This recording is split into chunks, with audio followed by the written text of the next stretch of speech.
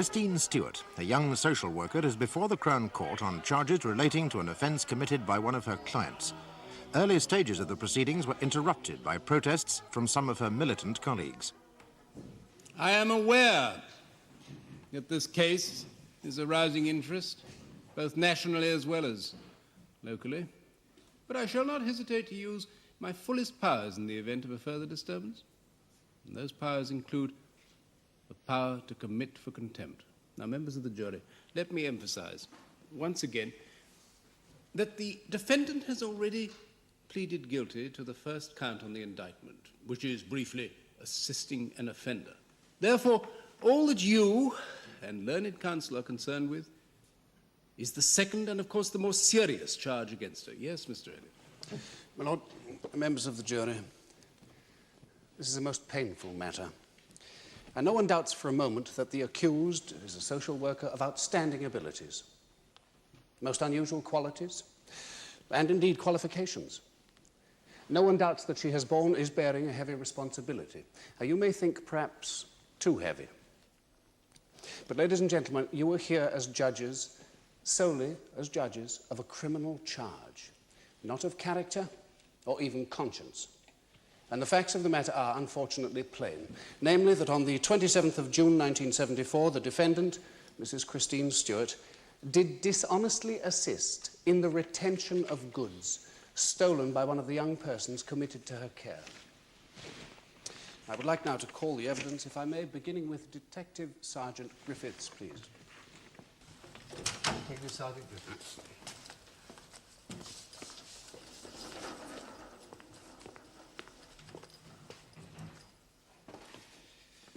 I swear by Almighty God, the evidence I shall give shall be the truth, the whole truth, and nothing but the truth. Ronald Griffiths, Detective Sergeant, attached to Fulchester Central Police Station, my lord.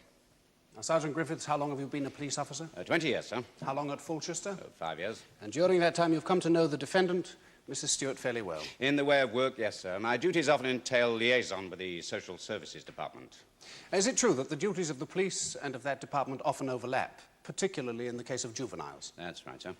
And in the course of those duties, on the 27th of June 1974, did you have occasion to visit Mrs. Stewart's flat? I did, sir. Why? I had reason to believe that one of her clients... Clients?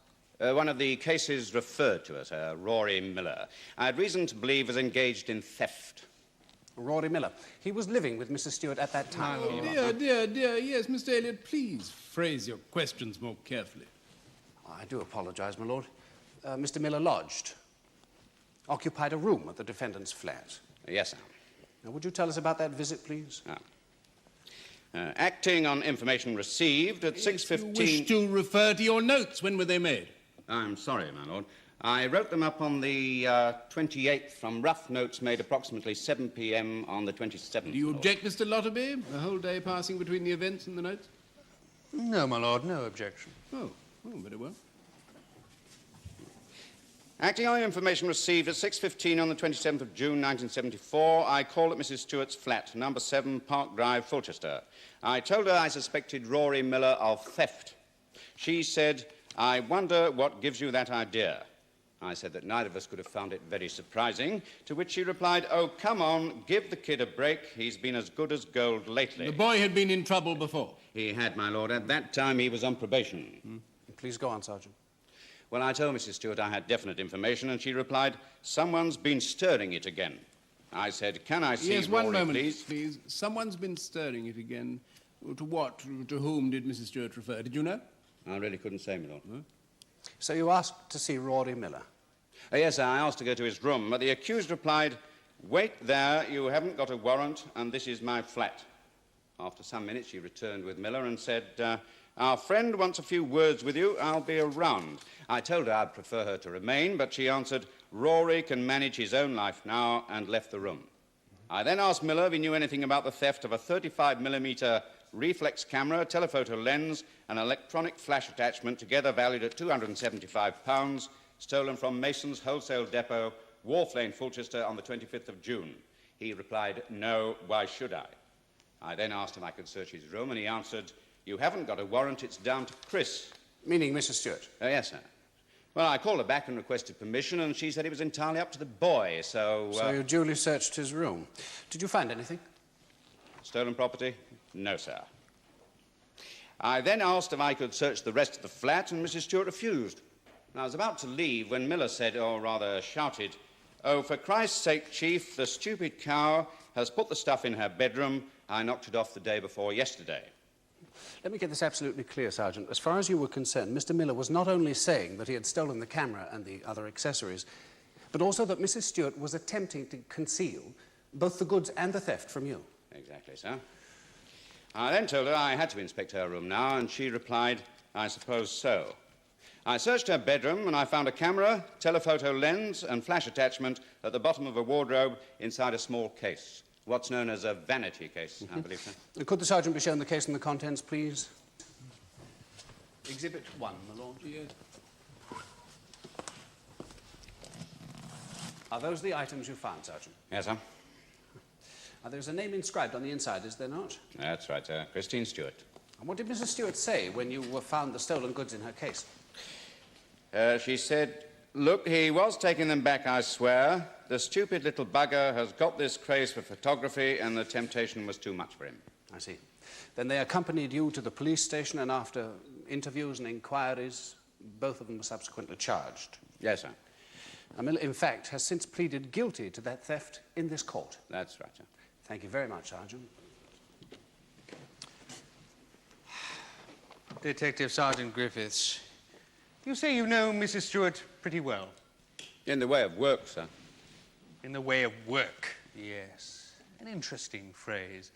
I take it to mean that she's not the sort of person you would choose to have dealings with. The police officers deal with anyone and everyone, sir. It's the nature of the job. Oh, quite so. But you don't especially approve of Mrs. Stewart's working methods. I'm told she's an excellent social worker. Oh, come now, Sergeant. You've had a number of disagreements with her. On one occasion, you actually made an official complaint to her superiors, yes? Well, we have had our differences of opinion, sir. About what exactly? The treatment of young offenders, sir. And what is your opinion on that subject, broadly? My lord, my learned friend is supposed to be conducting a cross-examination, not an opinion poll. Mr. Lotterby? My lord, the attitude of this witness to the defendant is of the utmost materiality to this case. And that attitude is coloured by a clear difference of opinion. Yes. Let's get on. Thank you, my lord. So, Sergeant, what is your opinion on the subject of young offenders? In my opinion, sir, any offence is best dealt with by swift, certain and appropriate punishment. And Mrs. Stewart's first priority seems to be, Yes? well, the mental state of the offender. Well, under the 1969 Children and Young Persons Act, it is, of course, the social service departments who now have responsibility for offenders under the age of 17. Yes, sir. But the police still have responsibility for the offence. The public still expects protection. Why are juvenile delinquents so dangerous? Nowadays, sir, your so-called delinquent is, well, can be sophisticated, violent and ruthless. I know, sir. I also deal with the victims. I can see this is a subject on which you feel strongly, Sergeant.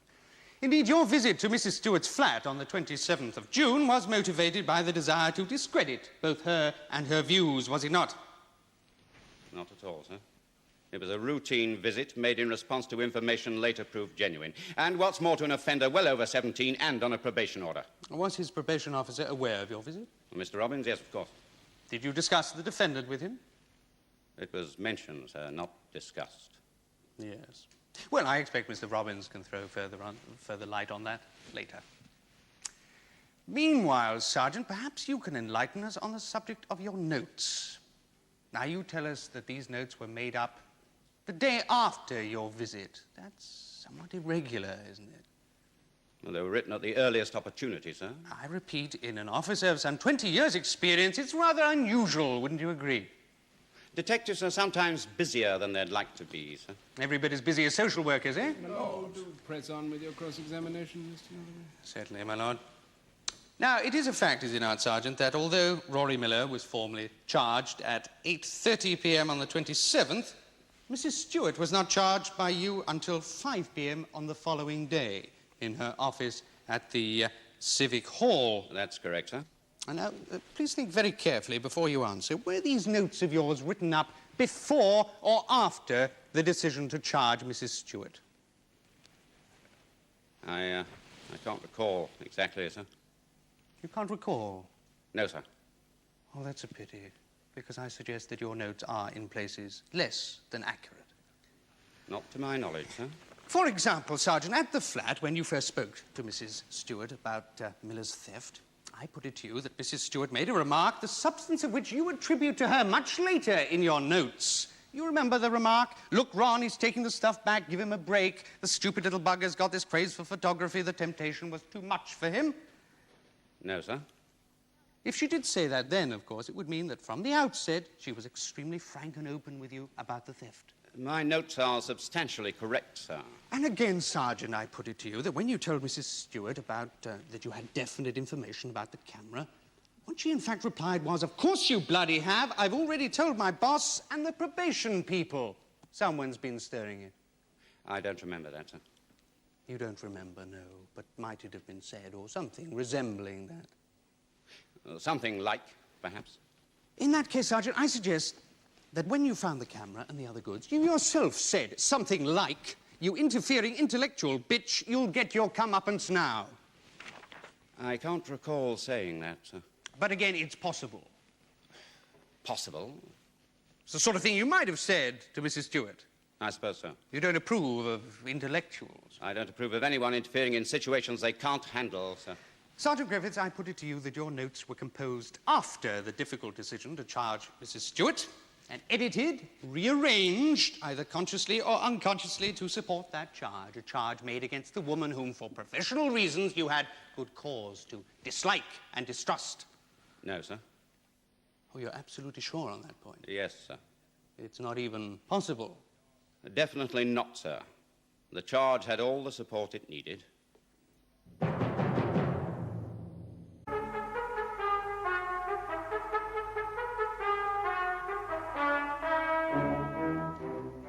So, you are George Robbins and you're a probation officer. I am George Robbins, MBE.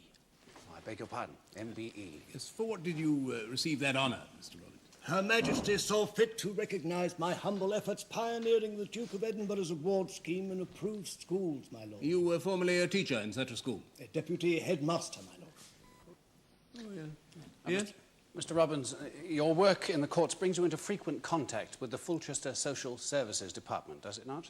Well, not frequent. When a child in care with the local authority reaches 17, the court is at liberty to impose a probation order.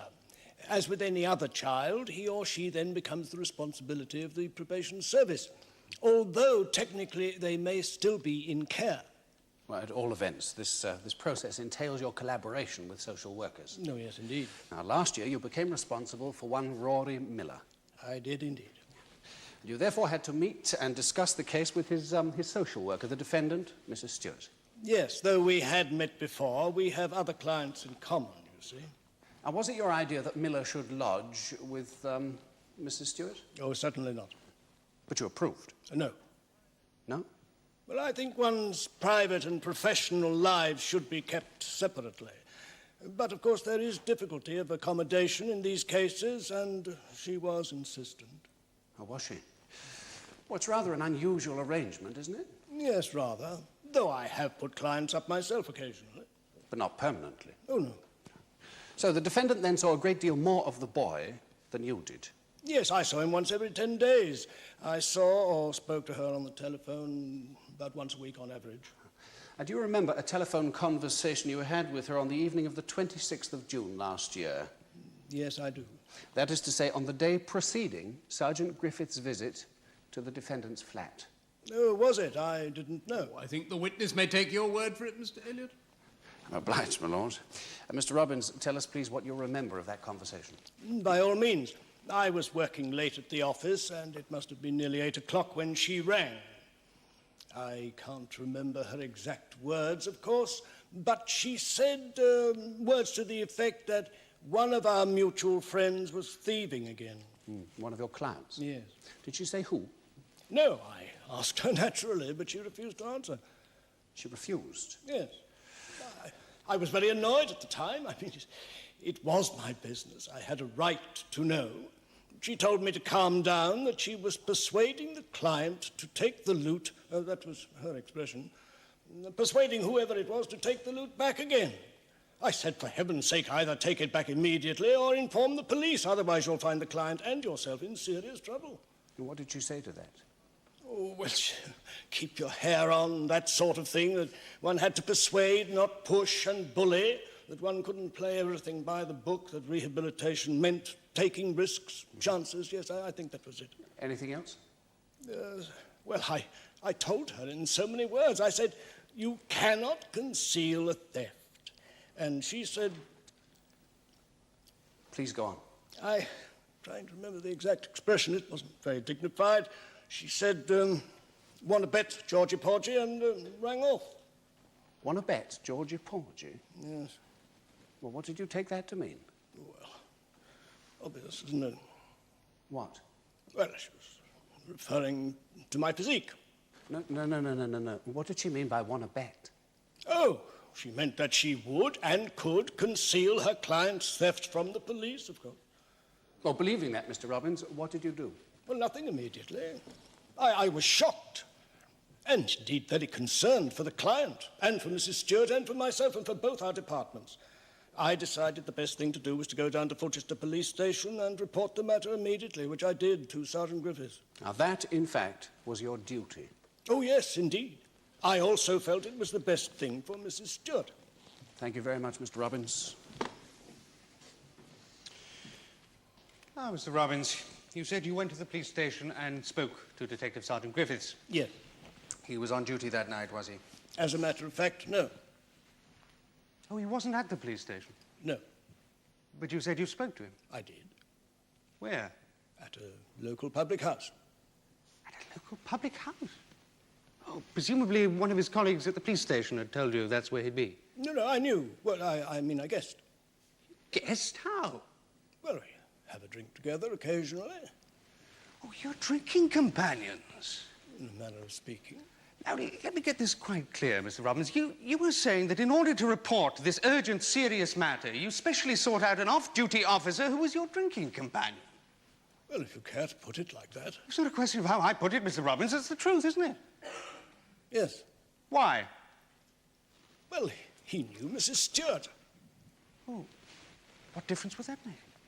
I sincerely hope any officer is competent to receive reports on suspected crimes. Yes, but he understood the situation. He knew the persons involved. I mean, it was a rather delicate situation.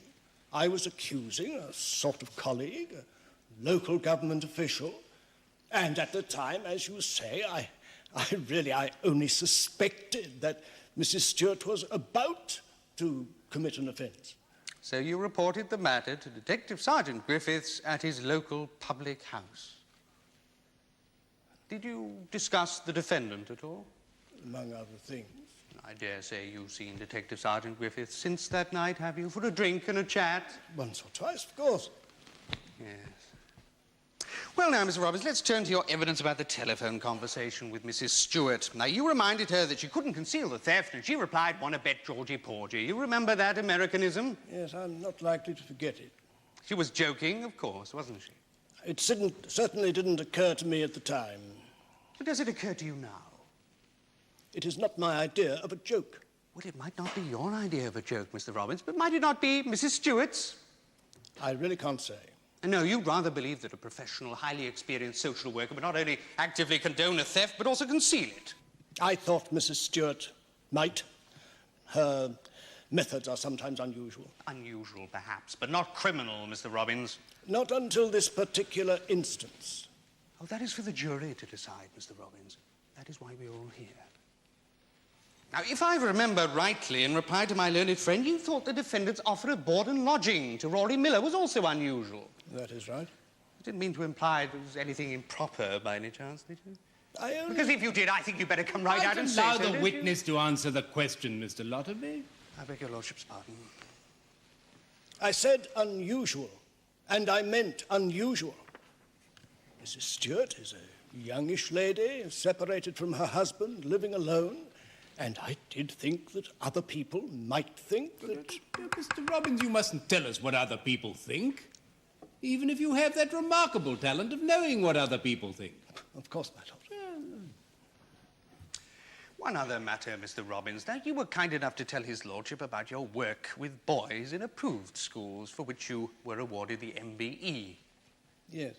Yes, and I understand that before the passage of the Children and Young Persons Act of 1969, you, as a probation officer, tended to specialise in young offenders. Yes, that is perfectly true. I had the appropriate experience. Quite so, and after the passing of the Act, well, you were understandably disappointed that your work in this area was largely curtailed. I was. Indeed, you considered changing professions, didn't you, and becoming a social worker to allow your abilities more scope. I had thoughts, yes. And did you not on one occasion ask Mrs. Steuart for a personal introduction to the Director of Social Services, with whom she was on good terms, professionally and socially? I do believe I did. And did she introduce you? No, she refused. Did she say why? She said that in her opinion, I was unsuitable and too old to change. Did she give you any other more specific reasons? I don't remember, quite. Well, I will remind you of what she said, if you like. I do remember. Oh, good. Please tell the jury, then, Mr. Robbins. Please answer the question, Mr. Robbins. My lord, I can't. But you must. But it is, my lord, something of an extremely personal nature. Nevertheless, you must tell us as best you can.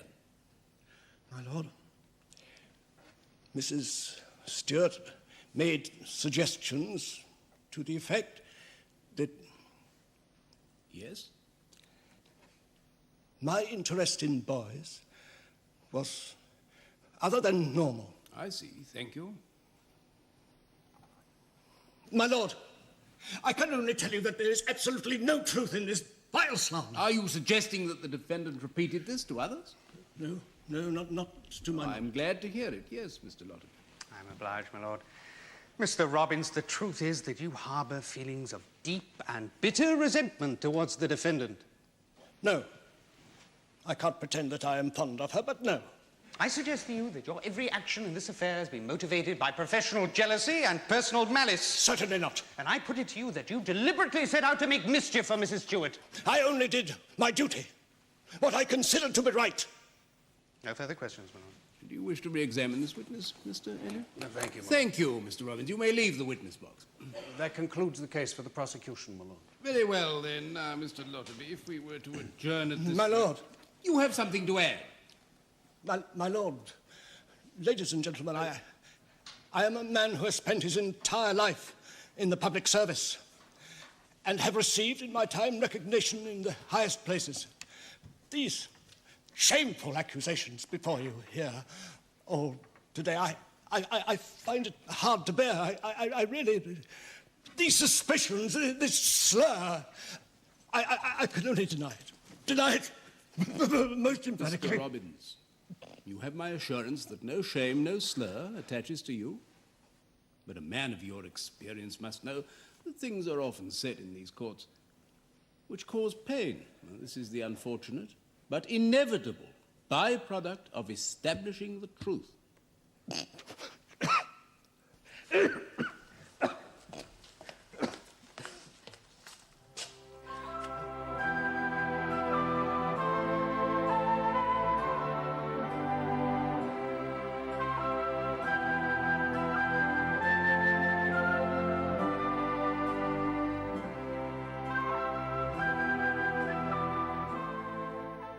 The case of the Queen against Steuart will be resumed tomorrow in the Crown Court.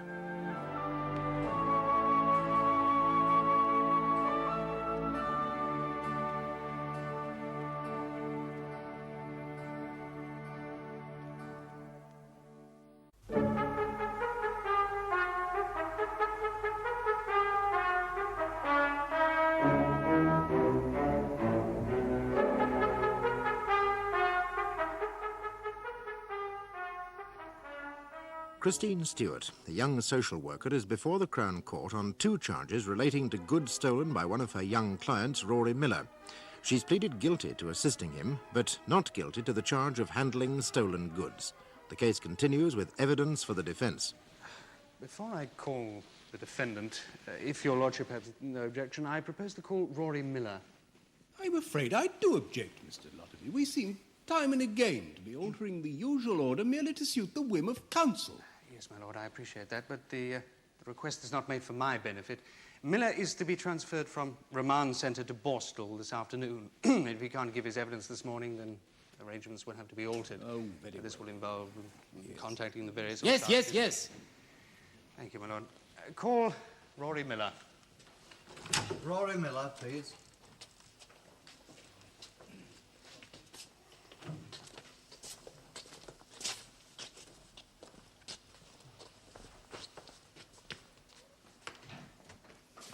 What is your religion? I'm not religious. You're an agnostic. You wish to affirm. Well, I don't know. Rory, come on. Yes, Your Honour. I wish to affirm. Then do so. And Mrs. Steuart, do not interrupt. The proper conduct of these proceedings is my concern. Raise your right hand and read aloud the words on this card. I do solemnly, sincerely, and truly declare and affirm that the evidence I shall give shall be the truth, the whole truth, and nothing but the truth.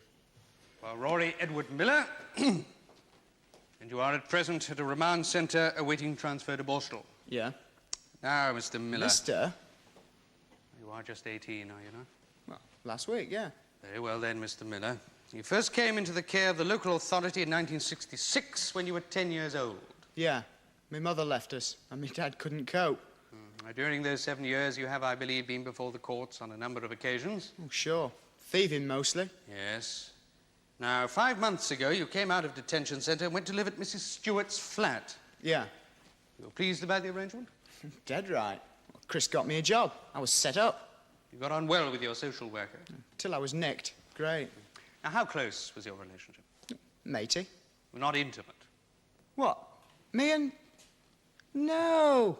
You've been listening to old sewer brains there. Yes, just answer the questions, Mr. Miller. You and the defendant were close friends. Yeah.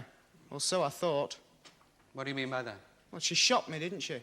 She gave you away to the police. Yeah. The camera and that. She grasped. Yes, you're referring to the theft of a camera and other photographic equipment from Mason's depot on the 25th of June, for which you're now serving your Borstal sentence. I don't know about Borstal. I've spent 2 months in remand centre, and that's worse. Could the witness be shown Exhibit 1, please? Are those the items you stole from Mason's depot on the 25th of June? The very same? Not the case. That's Chris's. Yes, could you tell the jury how the articles you stole came to be in Mrs. Stewart's vanity case? Oh, sure. See, after I knocked the gear off from Mason's... Where you worked? Yeah. It was a doddle. They've more stuff than they know what to do with, You eh? realise that was wrong, of course, against the law. Well, I reckon so. Still, the law's always against me, isn't it? The law is the law, Miller. It is neither for nor against anyone. Oh, thank you, Your Honour. No one's ever explained that to me before. I advise you to be very careful of what you say, Miller. Go on, Mr. Miller. What did you do with the photographic equipment?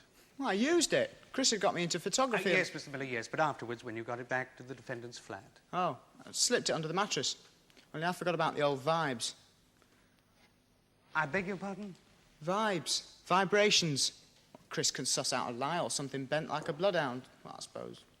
I haven't thieved for 6 months nearly. Must have had guilt written all over me. So Mrs. Stewart, who'd been instrumental in keeping you out of trouble in the past, was able to detect a return to your old bad habits. Couldn't have put it better myself. Thank you, Mr. Miller. Now, did she find stolen goods? Not her. She wouldn't go looking. Respect me privacy and all that. But she confronted you with the theft. Confronted? Not half. Now, when was this? The day after I took the gear. 26th. Tea time. We were watching the news on telly. And what happened? I coughed it, didn't I? No good playing games with her, mate. Not when she's doing her Jesus bit. Well, I showed her the stuff. Told her to turn me in there and then. But she didn't, did she? No. Now, what was it that she wanted you to do? Take the gear back to Mason's, believe it or not. But I wasn't having any. Catch me crawling to that pillock of a manager. I told her to take it back herself if she was so keen. She hit the roof then. You had a row? Sort of. When it all came out, I was lazy, spineless. She wasn't going to do my dirty work anymore. Got to get a grip on my own life, or it was Borstal and the scrubs all the way to the grave. Now, where was the stolen property at this time? Oh, still under the mattress. She hadn't touched it. Working the old guilt routine, see? Dead cunning. Did the old routine succeed, Mr. Miller? Of course. I'm a pushover. It's a bad habit of mine, that, trusting people. So you seriously considered returning the stolen equipment? I considered, but I've got some pride, if nothing else. Anyway, it was all an act. I don't follow. Well, she shot me, didn't she? She phoned Robbins and her boss. I heard her. Well, knowing you'd been shopped, why didn't you leave the flat? I don't know, Chief. I couldn't make up my mind what to do. She left me to sweat it out. I spent all the next day at home trying to decide.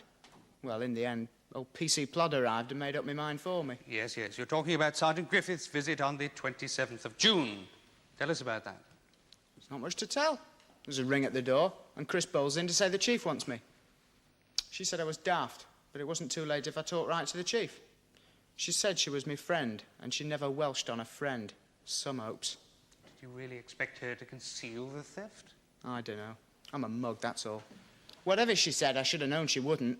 She's as straight as a barber's pole, that one. She'd grass on her granny. Yes, yes. I think I'm right in saying that the officer then searched your room. Only 'cause she let him. She had me sweating on the top line, and all for nothing 'cause my room was clean. She'd whipped the stuff away. I guess that's straight off. Putting on the pressure. You know, the old guilt routine. So I thought, enough's enough. No more pissing about. Cough it. You confessed to Sergeant Griffiths. Right. Fair cop, the whole bit. And now I'm paying for it, everybody quits. I don't know what you're all on about with Madam there. I really don't. That's very obvious, Miller, as is your delight in your ignorance. Yes? That's all, Mr. Miller. Thank you. Now, Mr. Miller, since you claim not to understand the nature of the charge against the defendant, perhaps we can enlighten you. Great. First, let us take the events chronologically. Pardon? On the evening of the 25th of June 1974, you stole a camera and accessories from Mason's depot. Right. On the evening of the 26th of June, Mrs. Steuart discovered, or rather divined, that fact. Right again. Now, when she discovered it, your social worker asked you to return the stolen goods. Yeah. But you did nothing. And according to your evidence, neither did she. In fact, she made no attempt to take possession of the goods or return them. She left them in your possession, untouched and unreported for 24 hours after her discovery of that theft. Oh. That is, until Sergeant Griffiths arrived at 6:15 on the 27th. Well, she told Robbins and her boss. She told them what? Neither you or the camera were mentioned, were they? Well, no, but that was just details. Ah, well, the jury may find them very significant details, Mr. Miller. Oh, were you surprised to see Sergeant Griffiths? Nothing he does surprises me. Oh, come, if you thought Mrs. Steuart was going to shop you, surely you half expected him. Well, she was pressuring me first. Yet when the officer initially questioned you, you denied that theft, didn't you? I mean, you lied to him. Why? If, as you say, the defendant was ready to reveal all. I don't know. Force of habit. Well, I suggest it was because you knew that Mrs. Steuart would conceal the theft in order to protect you. Rubbish. Is it? What were her last words to you before your interview with Sergeant Griffiths? I'm your friend. I never welch on a friend. That was all talk. I've had years of it. Well, we might equally well accept her words at face value. After all, according to you, her very next action was to hide the stolen goods in her room. She didn't hide them. Well, they were found in her vanity case, inside her wardrobe in her room. I said she was putting the screws on. She still wanted me to take the stuff back. Well, if you really thought that, then why confess to Sergeant Griffiths? And why didn't you simply comply with her wishes? I don't know. Don't like being pushed and used. Anyway, she'd have turned me in. I know. You keep saying that. Indeed, you seem to have said little else. I wonder why. You've described your relationship as being matey. Well, it was, till this caper. You called her Chris, she called you Rory, I suppose? So? So, an affectionate relationship. Look, we've had all this before. She's old enough to be me mother, nearly. Hardly.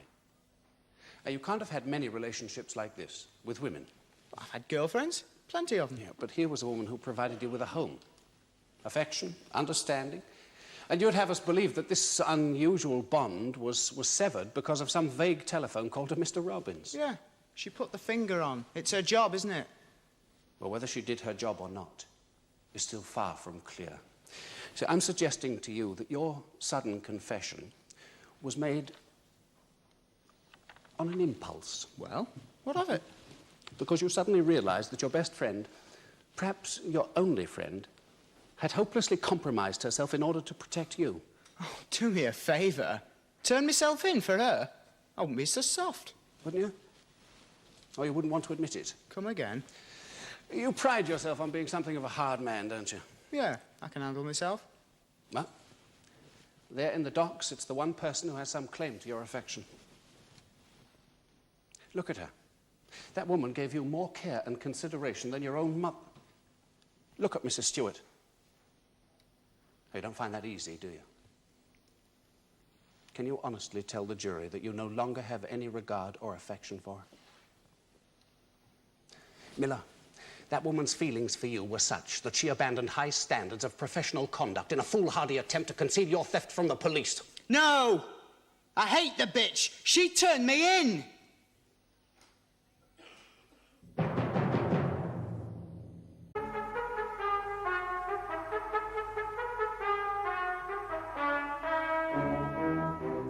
Mrs. Steuart, I believe you hold a degree in psychology from Bristol University, diploma of social work, and a doctorate from the University of Chicago, where you also participated in a long-term delinquency project. Yes, that's right. So you are Dr. Steuart, in fact? Yes, my lord, but it sounds rather pretentious. Oh, does it? If you don't mind my saying so, your qualifications seem rather high for your present post. I'm a team or group leader, my lord. I can think of no better way of using such knowledge as I may have gained, although I hope to return to academic work sometime. Weird. Now, Mrs. Steuart, would you please tell the court about your involvement with your client, Rory Miller? Certainly, although I could wish for professional reasons that my client was not present. Well, he's no longer a child. It's just possible the experience may prove salutary. Yes, my lord. Anyhow, in one form or another, he's had it all before. Yeah, too bloody right. Rory Miller was first referred to me when he was 15. And will you use layman's terms, won't you? Remember, you are addressing a jury. I always try to avoid jargon, my lord. Rory had already been in care 4 or 5 years when I first met him, though not originally for any offence. None of his several placements had been satisfactory. Placements? Yes, children's homes, hostels, foster families and so forth. Latterly, of course, these have been constantly interrupted by brushes with the juvenile courts and police. As you saw it then, what was your function?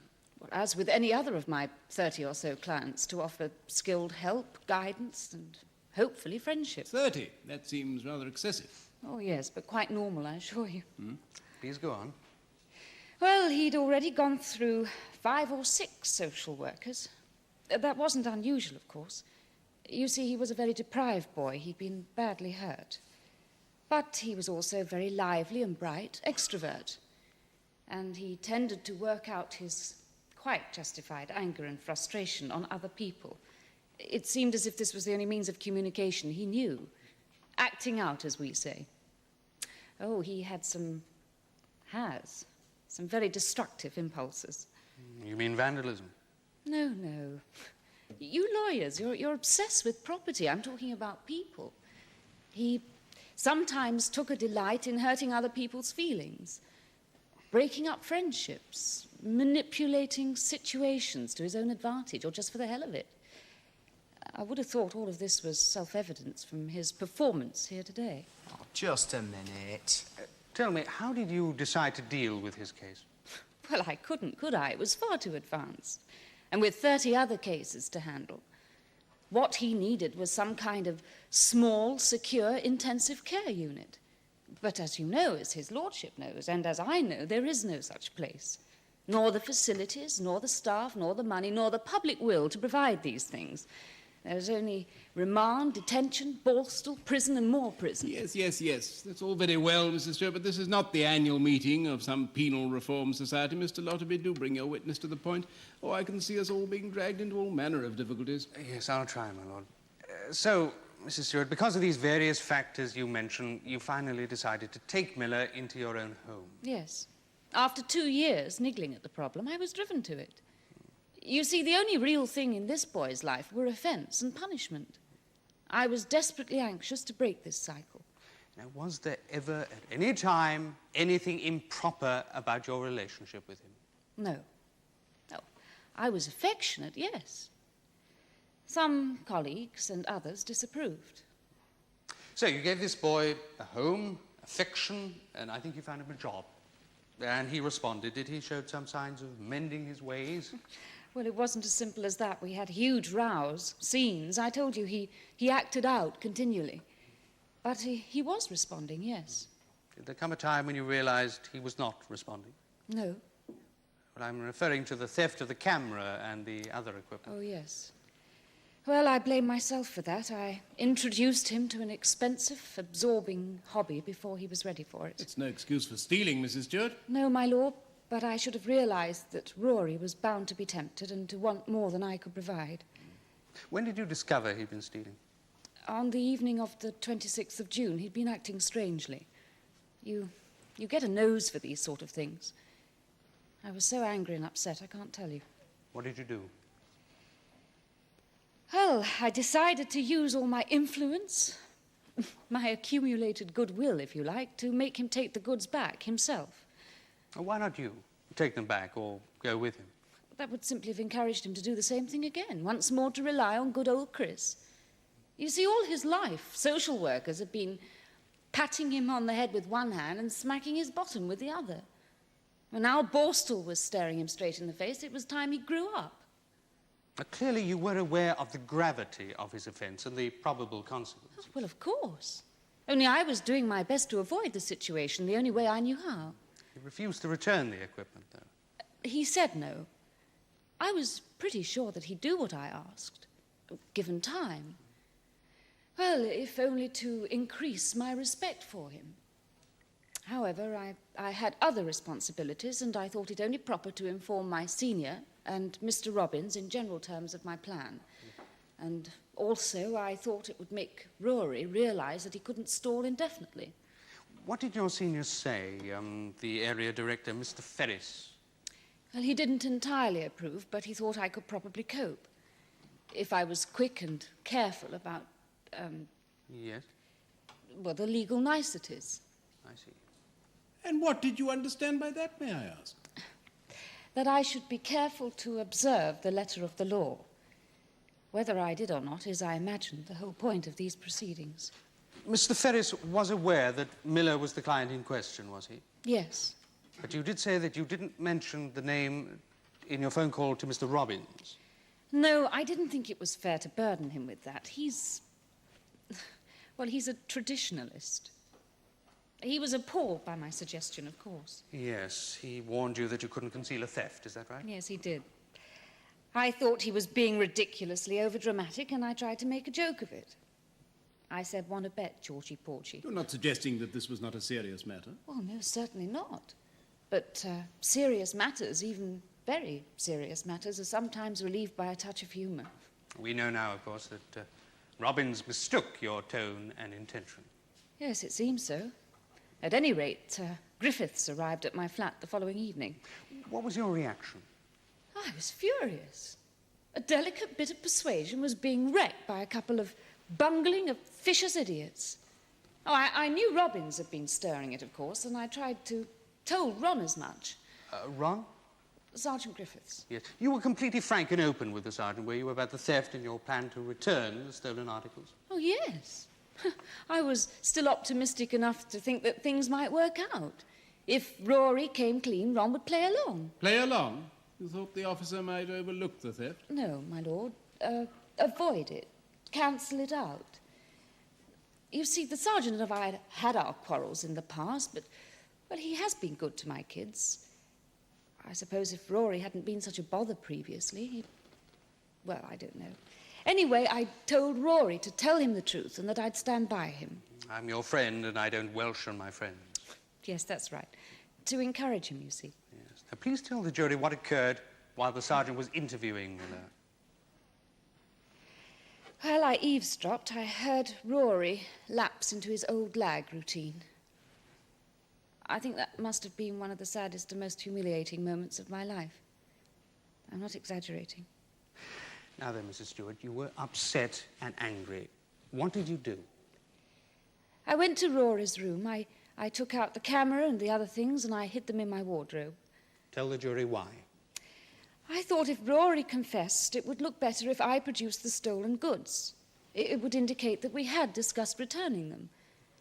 If, on the other hand, Rory lied and Griffith searched his room, Go on. well, he wouldn't find them.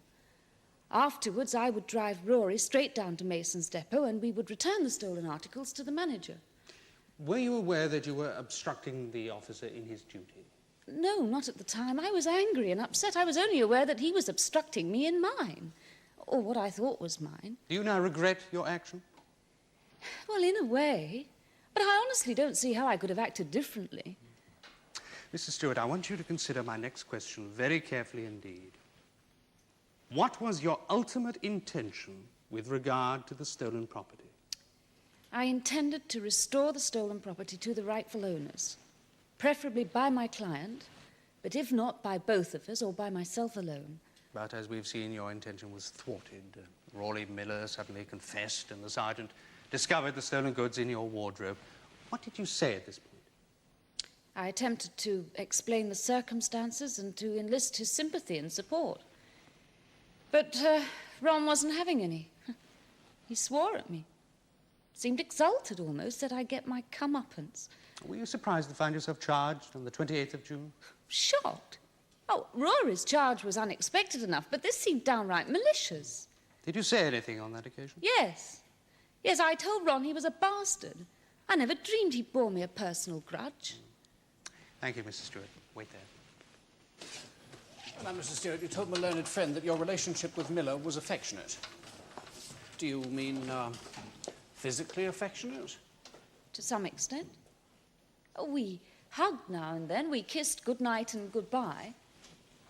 It's hardly a professional relationship. Well, I understand professional footballers do very similar things. I hope you're not playing games with me, Mrs. Steuart.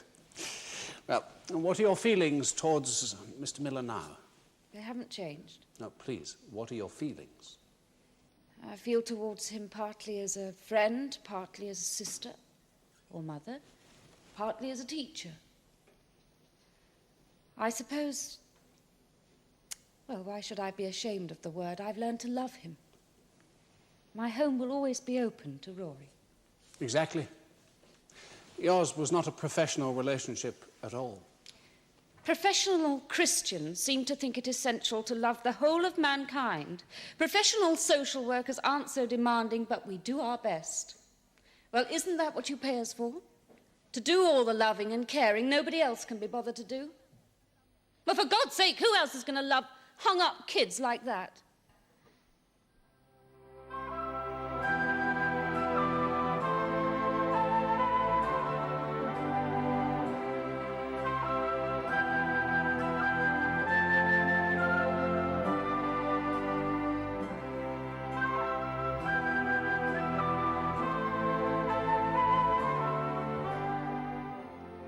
The case of the Queen against Steuart will be concluded tomorrow in the Crown Court.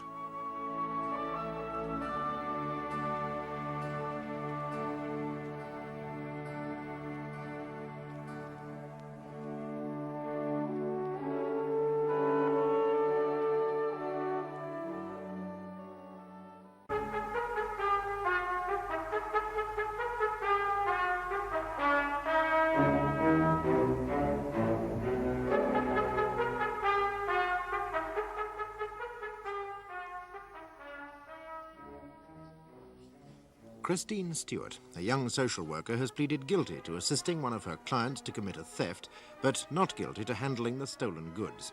Her client, Rory Miller, who stole the goods in question, was brought from the remand centre to give evidence.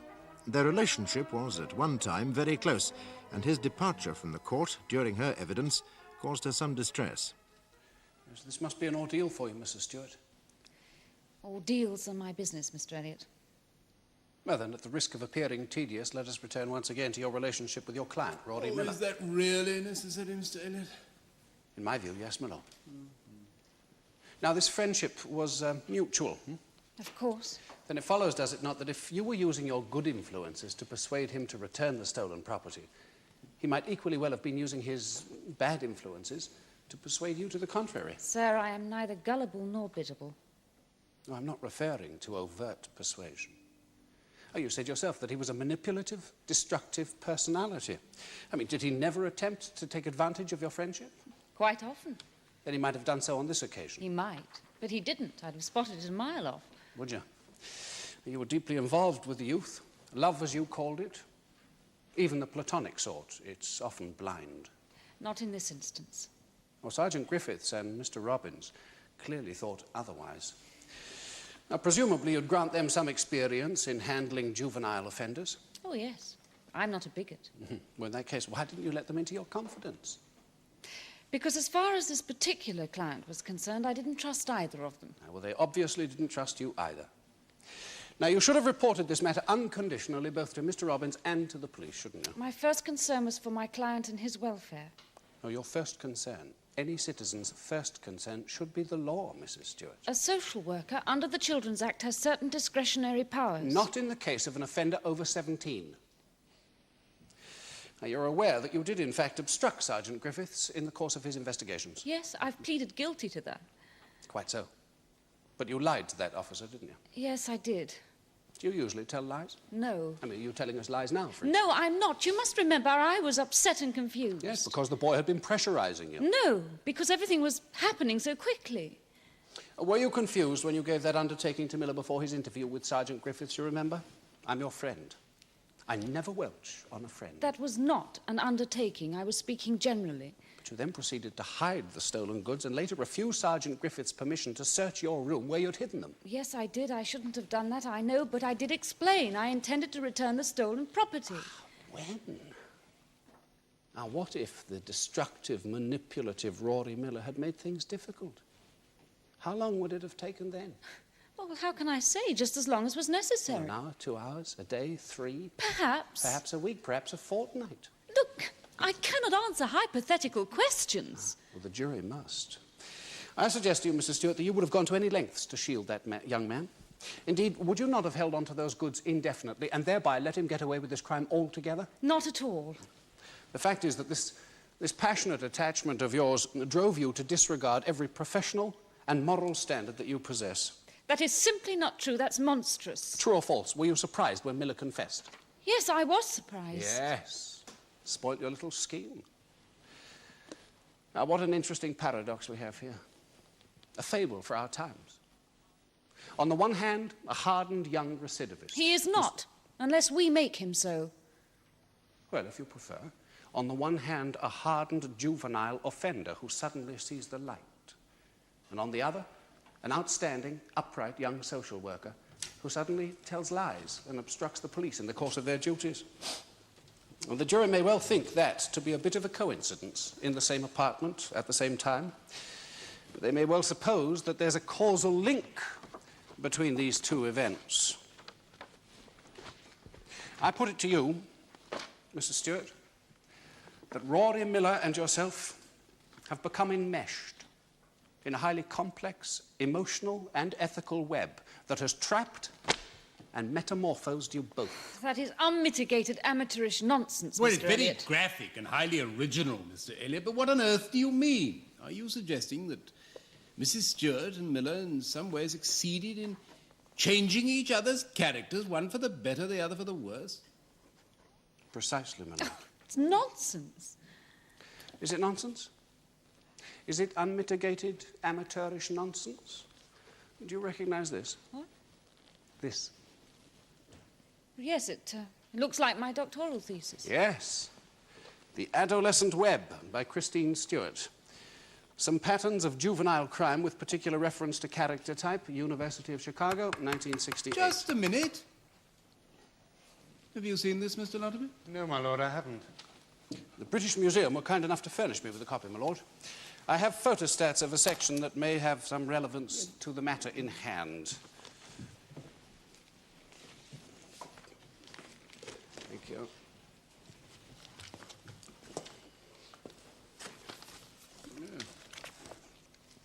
Well, it seems a formidable piece of scholarship, Mrs. Steuart. Mr. Lotterby, do you object if this is put in? Not as yet, my lord. Very well. We'd better call it Exhibit 2, eh? By all means, my lord. Now, Mrs. Steuart, would you mind identifying the following passage, please? It's on the first of those sheets, beginning, ultimately, the community worker cannot hope to extricate the rebellious adolescent from the web of emotional, social, and familial links which entrap him, unless he himself experiences the nature of the web at first hand. There is an analogy here with psychoanalytic practice. In a truly liberal ethos, the community worker would himself assume or subsume criminality in order to rehabilitate the offender. Of course, he then runs the risk of being entrapped in the web himself. Did you write that, Mrs. Steuart? Yes, it's the first paragraph of Appendix 2. Just so. Now, in other words, forgive me if I paraphrase. Oh, yes, do please paraphrase, Mr. Yes, thank you, my lord. In other words, Mr. Steuart, you were here saying that a social worker, in certain circumstances, should be allowed to engage in criminal activity in order to identify with and possibly rehabilitate her client. Would you say that that is an accurate gloss, Mrs. Steuart? More or less. I do say ultimately in a truly liberal ethos. Quite. Nevertheless, you're saying here that is what ought to happen. Yes. Now, remembering your oath, is that still your opinion? Well, the style and structure seem somewhat immature now, and the content sometimes unrelated to real conditions. Please answer the question. Is that still your opinion? I still subscribe to the general principle, yes, but I'm fully aware it's impossible in practice. So you would practice it if you could? That would be your aim? One of them, an ideal, yes. Thank you. The use of ex-offenders as social workers has already proved very effective. Thank you. No further questions. Mrs. Steuart, this is an academic piece, is it not? I mean, you wouldn't recommend it as a manual of social work. Oh, heaven forbid. And this passage that my learned friend so ably paraphrased is devoted exclusively to a discussion of imaginary or ideal situations, is it not? Yes, you're quite right. Have you ever engaged in criminal acts during the course of your social work? Never. Now, you understand the nature of the charge made against you. I do. Was it your intention, in order to protect your client, Rory Miller, to retain the camera and accessories stolen by him from Mason's depot? No. Thank you, Mrs. Steuart. You may return to the dock. I call John Ferris.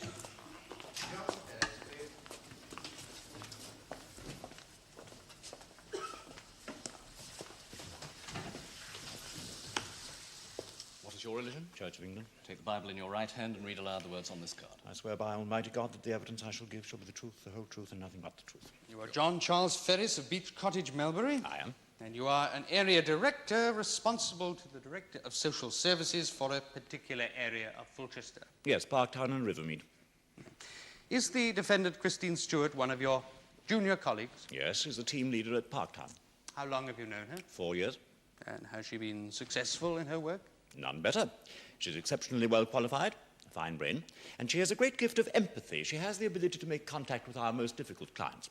Without people like her, the whole system would simply collapse. Now, Mr. Ferris, was it with your full knowledge and approval that Rory Miller went to live at Mrs. Stewart's flat? Naturally. Best thing that ever happened to the boy. God knows we had nothing else to offer him. There's a chronic shortage of staff and placements, especially secure placements. The Children's Act has given us any amount of extra responsibility, but precious little in the way of manpower and equipment. If Parliament had done its job properly, that poor girl would not be in the dock at all. Yes, Mr. Ferris, but you will help your profession, your colleagues, and Mrs. Steuart more by attending to what learned counsel has to say and to the facts than by attempting to lecture us. Yes, my lord, I do realise that. Please accept my apologies. Sure.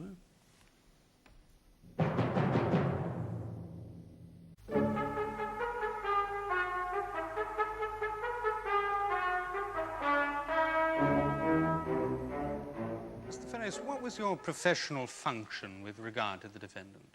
To advise and supervise. The better a social worker is, the more scope and independence you give them. And I allowed Mrs. Steuart complete autonomy, subject to regular consultation. Yes. Now, can you remember a telephone call she made to you on the evening of the 26th of June last year? Yes, she consulted me about Rory Miller. And what was said about Rory Miller? Well, he'd been stealing again from the place where he worked, Mason's depot. Mrs. Steuart had found out about this and she was furious with him. But she thought that she could get the stuff taken back and keep Rory out of the courts. She also reckoned that it was time she had a showdown with him, and so she wanted him to take the stuff back in person. Now, was this in any way an unusual proposal? Unusual, but not unprecedented. You have participated in such actions before? Yes, I've frequently had stolen goods returned. Shopkeepers and householders are often quite relieved to get their property back without involving the police. It saves the courts a deal of work, too, my lord. Possibly. But have you experience of such a, confrontation? Yes, once or twice. I've confronted the young so-called criminal with his victim, so to speak. I believe some criminologists recommend it as a practice to be extended. Really? Tell me, did you have any reservations about the proposal? Some big ones. In my opinion, Rory came very close to being disturbed. He could be quite unpredictable.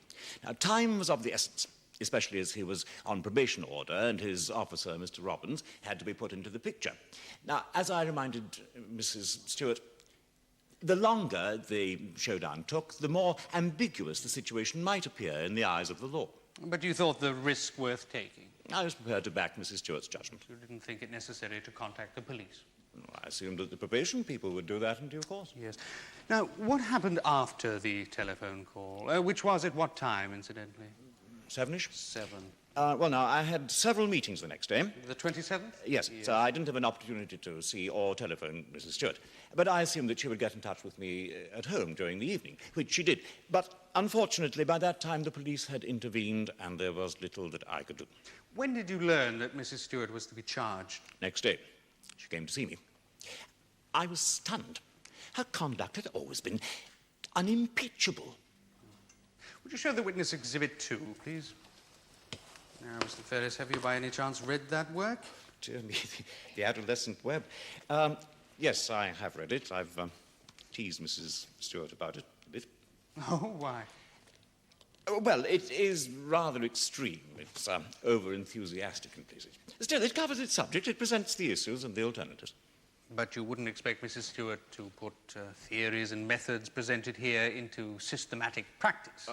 Over my dead body. Yes. Thank you very much, Mr. Ferris. Wait there, please. Mr. Ferris, you say you had complete trust in Mrs. Steuart. Complete and utter trust. Based on what exactly? My knowledge and observation of her work over a number of years, sir. I see. How often do you observe her work? Regularly, but as she's very experienced, not too often. I mean, my own workload doesn't permit me to. Well, let's say on the 26th of June, the day you received her telephone call about Miller, when was the last time you had scrutinized her methods, her cases, her efficiency? Well, I'm afraid I couldn't say exactly. Well, then let's say just roughly. Well, roughly 5 months before, at the time Rory was referred to us. So you couldn't possibly have known anything detailed about this case. And your estimate of Mrs. Stewart's competence was out of date by nearly half a year. I have overall responsibility for more than 30 workers and 1,000 cases, many of them much more difficult than Miller's. If you think you can do any better, you're very welcome to try. I'm not criticizing your conduct, Mr. Ferris. I'm simply describing it.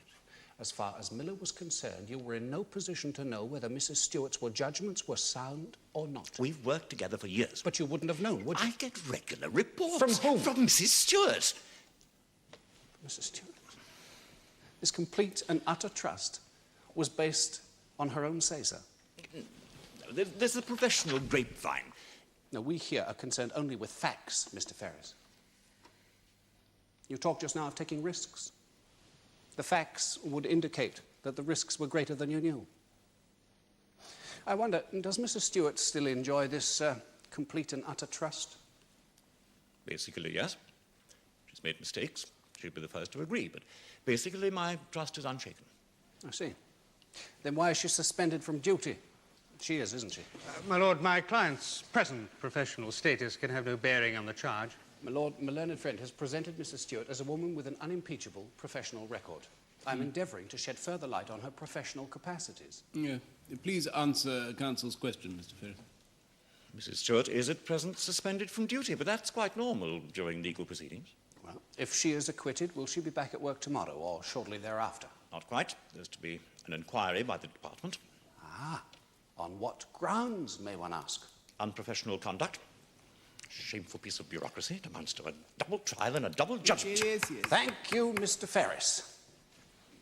Now, in answer to questions from a learned friend about Mrs. Stewart's proposal to make Miller return the stolen goods, you say you advised her to act as quickly as possible, both for Rory's sake and for her own. Quite. How quick was quick? I don't know. Hours rather than days. Mm-hmm. Yet on the afternoon of the 27th, you must have been aware that she'd already taken nearly a whole day, and yet apparently you did nothing. Yes, but I didn't know for sure. I'd been busy. What? Too busy to check on serious matters like theft and the reputation of your best worker? It's very easy to stand there and make acid comments. We have a handful of staff to look after all the deprived and depressed and depraved people of this time. Talk is easy, but what we want is a willingness to share the load. Yes, Mr. Ferris, your concern, your interest you credit. But these appeals serve no purpose here except to confuse the jury. You really must try to control yourself. Yes, Mr. Ferris, I can see that the stress of your work could give rise to impatience, anger, a kind of desperation, perhaps. It has been known. In Mrs. Steuart's case? I don't think so. You see, I'm suggesting that Mrs. Steuart, commended and praised on all sides, got into the habit of thinking that she knew best on every occasion. She always came to me for advice. Did she? Now, she phoned you on the evening of the 26th, didn't she? That's correct. And was the question of informing the probation officer about Miller's theft discussed? They had to be informed. Indeed. Now, was it you or Mrs. Steuart who brought up that topic into the conversation? I think... Yes, it was me. Ah, it was you. And what was your particular advice? I told her that she must phone Mr. Robbins and tell him her intentions. Concerning whom? Concerning Rory Miller, of course. Think carefully, please. Did you advise her not to specify his name? And why should I have done that? Mr. Robbins had a right to know. Yes, he did. Thank you. No further questions.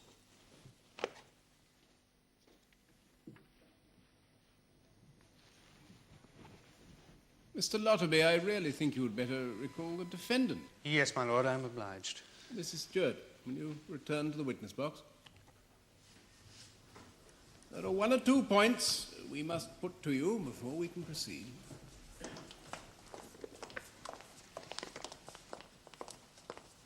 I remind you that you are still on oath. Mrs. Steuart, I want you to try to remember very carefully your telephone conversation with Mr. Ferris. Yes, I'll try. Now, on that occasion, what advice did Mr. Ferris give you concerning the probation service? He said they would... Mr. Robbins, rather, would have to be told about Rory's theft and my measures for dealing with it. And did you so inform Mr. Robbins? Yes, I've told you. But you did say that you refused to tell Mr. Robbins who the thief was. Yes, I didn't actually refer to Rory by name, but I knew George Robbins would guess. But why did you not tell him directly? Well, I suppose I wanted to gain a little more time for Rory's sake. And I suppose I was teasing George a bit. But you weren't trying to conceal the theft. Oh, no. Look, I've said no to that a dozen times already. Thank you, Mrs. Steuart. Well, Mrs. Steuart, you really are a most astounding woman. Not only do you lie and obstruct the police, deny probation officers their rights, but you also treat your senior colleagues with contempt. Now, you knew that Mr. Ferris was concerned about your scheme, and yet you deliberately ignored his advice. Not entirely, and certainly not deliberately. My decision to withhold Rory's name was almost an impulse when I sensed Robin's attitude. There's no other word for it. You ignored Mr. Ferris, Mr. Robbins, Sergeant Griffiths, your own conscience, and even the boy himself. Now, I put it to you that you were prepared to obstruct, stall, and lie indefinitely in order to save your precious protégé. That's absurd. Is it? What time did you phone Mr. Ferris? 7 o'clock. What time did you phone Mr. Robbins? About 8. Now, your senior social worker told you that time was of the essence, and yet you delayed for over an hour. Well, I was rowing with Rory. I was preoccupied with the situation as it developed. We're talking about a routine matter of reporting an offence. There's nothing to be preoccupied about. That is standard procedure. In my sort of work, there are no standard procedures. Yes, I'm beginning to realise. You may return to the dock. My lord, that is the case for the defence. Members of the jury, the charge is handling stolen goods. It is alleged that the accused dishonestly assisted in the retention of stolen goods. Now, that the goods were stolen is clear, and the accused does not deny knowingly having them and keeping them in her flat for a period of 24 hours and attempting to conceal them from the police. Concealing stolen goods from the police, even for a few minutes, is the offence of assisting an offender. And the accused has already pleaded guilty to that, so it is of no concern to you here. What does concern you is whether or not she is guilty of dishonestly handling stolen goods. Now, the prosecution, the defence have ranged rather freely over various matters of character and principle in an attempt to show whether or not they determine the intention of the accused. For it is the intention of the accused which is at issue. Now, we've heard a lot of theorizing, a lot of specialist talk. But in the final analysis, we must rely on your common sense. So if, after hearing all the evidence, you are sure and satisfied that the accused had no fixed intention of returning the stolen property to the rightful owner, then you may find her guilty. If you are not so satisfied, then you will find her not guilty. Now, one word of warning. You have heard during the evidence how the accused is to be the subject of a professional, a departmental inquiry. That is of no moment here. That doesn't concern you at all in your deliberations. Will you now please retire and consider your verdict? All stand.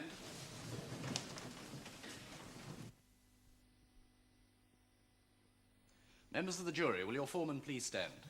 Just answer this question, yes or no. Have you reached a verdict on which you're all agreed? Yes. Do you find the defendant, Christine Steuart, guilty or not guilty on a charge of handling stolen property? Not guilty.